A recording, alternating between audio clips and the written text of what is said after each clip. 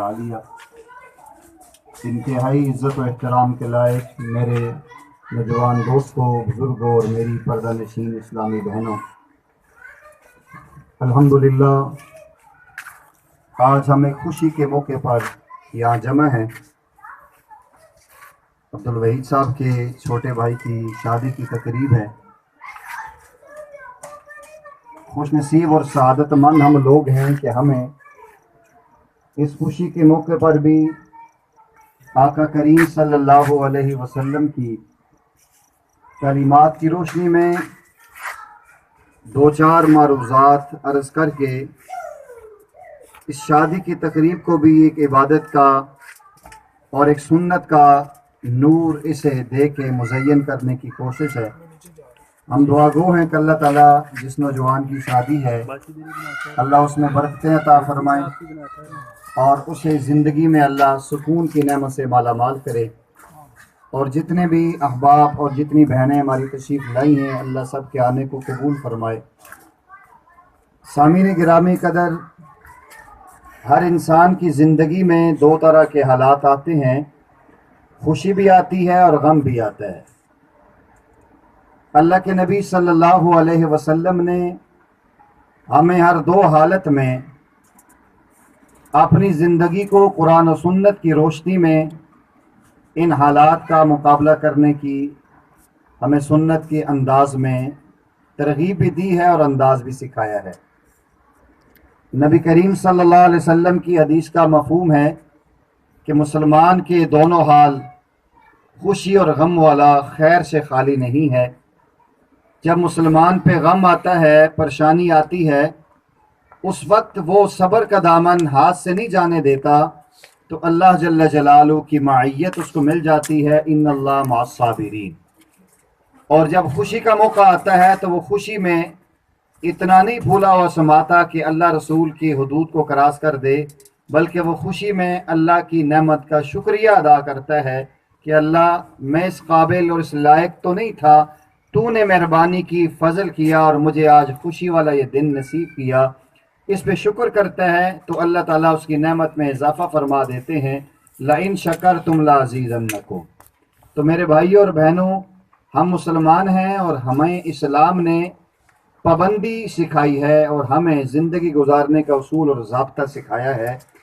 ہمارے آقا کریم صلی اللہ علیہ وسلم وہ اعلیٰ اخلاق اور اعلیٰ کردار اور اعلیٰ بہترین مشن اور دستور عمل قرآن کی صورت میں لے کے آئے ہیں کہ زندگی کا کوئی ایک گوشہ بھی ایسا نہیں ہے جس میں ہمیں وہاں سے رہنمائی نہ ملتی ہو۔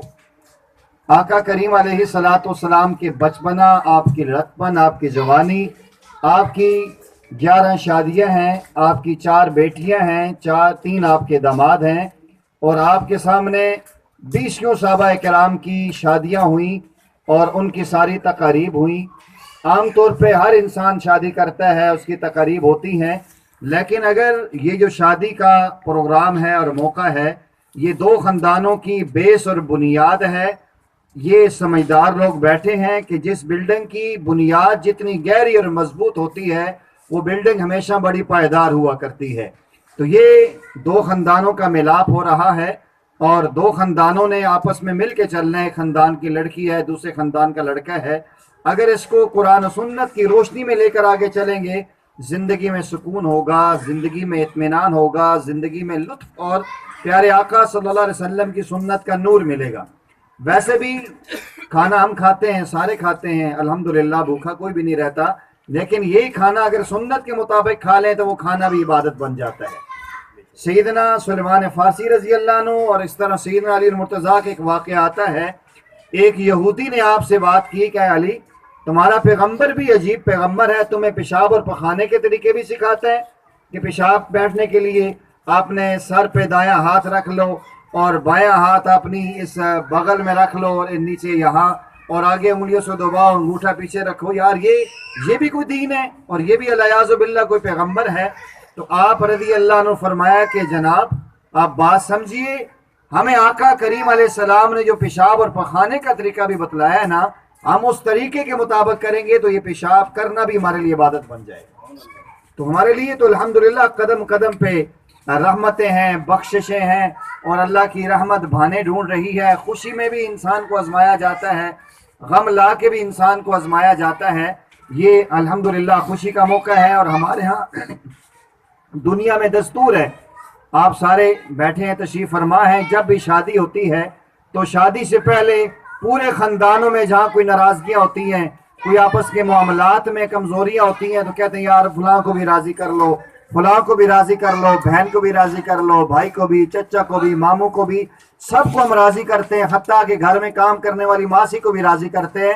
خوشی کا موقع ہے کہ ماسی صاحبہ ناراض نہ ہو جائیں، تو ہمارے حضرات فرماتے ہیں کبھی ہم نے سوچا اس خوشی کے موقع میں وجہ کائنات کو بھی ہم راضی کر لیں، آقا کریم علیہ السلام جو وجہ کائنات ہیں ان کو راضی کر لیں، وہ رب جس نے ماں کے پیٹ میں ہمیں اندھیروں میں اتنی حسین و جمیل شکل سے نوازا، اس رب کو بھی راضی کر لیں۔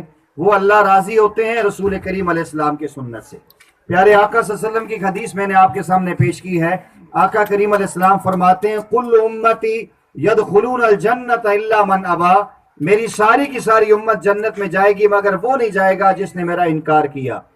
صحابہ کرام نے پوچھا قیل ومن یابا یا رسول اللہ صلی اللہ علیہ وسلم، آقا کریم علیہ السلام ایسا کون سا بد نصیب ہے جو اپنے آپ کو آپ کا امتی بھی کہلوائے اور آپ کا انکار بھی کرے؟ آپ علیہ السلام نے فرمایا من اطاعنی داخل الجنہ، جو ہر عمل میں میری اطاعت کرے گا وہ جنت میں جائے گا، ومن عصانی فقد ابا، جس نے کسی بھی عمل میں میری نافرمانی کی گویا وہ میرا انکار کر رہا۔ انکار دو طرح سے ہوتا ہے، ایک انکار یہ ہوتا ہے کہ انسان کہے جی میں نہیں مانتا، یہ بھی انکار ہے۔ ایک آدمی زبان سے تو نہیں کہتا مانتا نہیں ہوں لیکن وہ عمل نہیں کرتا۔ والد صاحب کہتے ہیں بیٹا جاؤ پانی لا دو، کہتا ہے ابو نہیں لا کر دیتا۔ ایک تو اس زبان سے انکار کر دیا، دوسرا یہ تو نہیں کہتا لا کر نہیں دیتا لیکن ادھر گھوم پھر رہا ہے، پانی لا کر نہیں دے رہا۔ والد بار بار کہہ رہے ہیں بیٹا پانی لا کے دے دو، بس سر نیچے کر کے بیٹھا ہوا ہے، تو یہ بھی انکار ہے۔ زبان سے کہنا بھی انکار ہے اور یہ بھی انکار ہے۔ ایک آدمی کہتا ہے جی اذان ہو گئی ہے نماز نہیں پڑھتا، یہ کرے گا کافر ہو جائے گا، انکار کر دے گا نماز کا۔ ایک آدمی زبان سے تو نہیں کہتا لیکن 5 ٹائم نماز ہوتی ہے، مسجد کو منہ بھی نہیں دکھاتا، قرآن کریم کی تلاوت بھی نہیں کرتا۔ اللہ کا حکم ہے ہماری مسلمان بہنوں کے لیے، تشریف فرما ہے یا ایھا النبی قل لازواجک و بناتک و نساء المؤمنین یدنین علیہن من جلابیبہن، اے محمد صلی اللہ علیہ وسلم اپنی ازواج سے، اپنی اولاد سے اور تمام اہل ایمان کی عورتوں سے کہہ دیجئے جب گھر سے باہر نکلیں تو جلابیب بڑی چادر اوڑھ کے نکلیں کہ آپ کے چہرے اور جسم کا پردہ ہو۔ یہ ہماری ماں جو ہماری ازواج محترات ہماری مائیں ہیں انہیں حکم دیا جا رہا ہے، اور میری بہنیں سن رہی ہیں، ہم نام لیوا ہیں فخر السادات حسنین کریمین کی اماں جان سیدۃ النساء اہل الجنہ علی المرتضیٰ کی زوجہ، پیارے آقا کی سب سے پیاری اور چہیتی صاحبزادی اماں فاطمہ الزہرا کا نام ہم لیتے ہیں۔ آپ ان کی سیرت اور کردار کو دیکھیں، آپ کے بارے میں آتا ہے کہ جب آپ کے انتقال کا وقت آیا آپ نے سیدنا علی المرتضیٰ سے عرض کیا علی مجھے محسوس یوں ہو رہا ہے میری زندگی اختتام کی طرف جا رہی ہے، اس لیے اگر میں مر جاؤں مرنے کے بعد رات کی تاریکی میں میرا جنازہ اٹھانا اور کسی کو میرے جنازے کی اطلاع بھی نہیں کرنا۔ سیدنا علی المرتضیٰ رضی اللہ عنہ نے فرمایا آگے سے فاطمہ تو امام الانبیاء کی چہیتی صاحبزادی ہیں، تو حسنین کریمین کی ماں ہے، تو فاتح خیبر شیر خدا کی بیوی ہے، اور تجھے اللہ نے جنت کی عورتوں کا سردار بنایا ہے، تیرے جنازے میں شرکت کرنے والوں کی بھی بخشش یقینی ہے۔ آپ ایک تاریخی جملہ ارشاد فرماتی علی جب سے میں بالغ ہوئی ہوں میرے زہری جسم کو میری زندگی میں کسی نے نہیں دیکھا، میں نہیں چاہتی کہ میرے مرنے کے بعد میرے جنازے کی بناوٹ کو بھی کوئی دیکھ سکے۔ سبحان اللہ۔ پیارے آقا صلی اللہ علیہ وسلم نے ایک موقع پر ارشاد فرمایا کہ صحابہ مجھے بتاؤ دنیا میں سب سے بہترین عورت کون ہے؟ کسی نے کہا وہ جو جس کے اخلاق اچھے ہوں، کسی نے کہا وہ جو اپنے خاوند کی فرما بردار ہو، ہر ایک اپنے اپنے انداز میں جواب دے رہا تھا۔ چپکے سے علی المرتضیٰ وہاں سے نکل گئے اور سیدھے گھر جا کر اماں فاطمہ سے پوچھا کہ آقا کریم علیہ السلام نے ایک سوال کیا ہے کہ بہترین افضل ترین کائنات کی خاتون کون ہے؟ اماں فاطمہ نے فرمایا کہ سب سے بہترین عورت وہ ہے جس کی نگاہ کسی غیر محرم کو نہ دیکھے اور کسی غیر کی نظر اس کے حلیے کو نہ دیکھے، اس کے چہرے کو نہ دیکھے۔ آپ آئے اور چپکے سے بیٹھ گئے، سوالات کا سلسلہ چل رہا تھا، جوابات دیے جا رہے تھے۔ علی مرتضیٰ کھڑے ہوئے، عرض کرتے ہیں آقا میں جواب دوں؟ فرمایا دو۔ آپ نے فرمایا کہ دنیا کی سب سے بہترین عورت وہ ہے جس کی نگاہ کسی غیر مرد پہ نہ پڑے اور کسی غیر مرد کی نگاہ اس کے چہرے پہ نہ پڑے۔ پیارے آقا فرماتے ہیں لگتا ہے تو میری بیٹی سے پوچھ کے آئے، یہ میری بیٹی ہی جواب دے سکتی ہے۔ تو اس لیے یہ الحمدللہ زندگی کا حصہ ہے، شادی زندگی کا حصہ ہے، غمی سارے، لیکن انسان ہمیشہ دیکھے اللہ جل جلالہ وہ ایسا رب ہے جو خوشیوں میں غم بنا دیتا ہے، وہ ایسا جو غموں میں خوشیاں دے دیتا ہے۔ انسان نہ اتنا زیادہ خوشی میں آپے سے باہر ہو جائے کہ اللہ رسول کی نافرمانی ہو جائے، اور ایسا بھی نہ کرے کہ خوشی کا موقع اور پریشان ہو کے بیٹھ جائے۔ انسان کو اپنے چہرے سے شادمانی دکھانی چاہیے، خوشی کا اظہار ہونا چاہیے، لیکن اگر اس کے اندر ہم پیارے آقا علیہ السلام کی ازواج کی شادیوں کو دیکھ لیں، آپ کی بنات کی شادیوں کو دیکھ لیں، اور اسلامی طرز پہ جس طرح الحمدللہ آج ہم نے ابھی کھانا کھانا ہے، کھانے کی دعوت ہے، انہوں نے اچھا ایک اہتمام کیا کہ اس کے اندر چلو دین کی بات ہوگی، دو چار ہم نے باتیں دین کی کہہ لی، آپ نے سن لی، یہ بھی ایک اچھا سٹارٹ ہے اور اچھا قدم ہے۔ اللہ تعالیٰ اس پورے خاندان کو اس پہ جزائے خیر نصیب فرمائے، اور مجھے سب سے پہلے اور پھر ہم سب کو جو باتیں کی ہیں اس پہ عمل کرنے کی توفیق عطا فرمائے۔ ہم کھانا کھانے لگے ہیں، کھانے کے حوالے سے ایک دو باتیں عام طور پہ ہمارے معاشرے میں بہت زیادہ رائج ہیں۔ پیارے آقا صلی اللہ علیہ وسلم فرماتے ہیں، آپ کی سنت طریقہ یہ ہے کہ جب تم میں سے کوئی کھانا کھائے تو دائیں ہاتھ سے کھانا کھائے، جب تم میں سے کوئی کھانا کھانے کے بعد پانی پیتا ہے تو دائیں ہاتھ سے پانی پیے۔ پیارے آقا کی حدیث سے پتہ چلتا ہے کہ بائیں ہاتھ سے شیطان کھاتا ہے۔ ہمارے ہاں یہ بات زیادہ رواج پکڑی جا رہی ہے کہ اکثر بائیں ہاتھ سے کھایا جا رہا ہوتا ہے، بائیں ہاتھ سے کولڈ ڈرنک لی جا رہی ہوتی ہے۔ یہ پیارے آقا صلی اللہ علیہ وسلم کی سنت کے خلاف طریقہ ہے، اور پیارے آقا صلی اللہ علیہ وسلم کی سنت سے یہ ملتا ہے، ہمارے آقا کھانا کھانے سے پہلے ہاتھ دھوتے تھے۔ جب بھی ہم کھانا کھائیں آج سے ہم یہ عزم کر کے جائیں ہم انشاءاللہ ہاتھ دھو کے کھانا کھائیں گے، اور دائیں ہاتھ سے کھائیں گے، بیٹھ کر کھائیں گے، بسم اللہ وعلی برکت اللہ پڑھ کے کھائیں گے۔ انشاءاللہ یہ کھانا وہ غذا بنے گی جس سے ہمارے دل میں نور پیدا ہوگا، اور پھر انشاءاللہ ہمیں نماز میں لذت اور سرور آئے گا۔ اللہ تعالیٰ مجھے آپ کو اس پہ عمل کی توفیق عطا فرمائے۔ وما علینا الا البلاغ المبین۔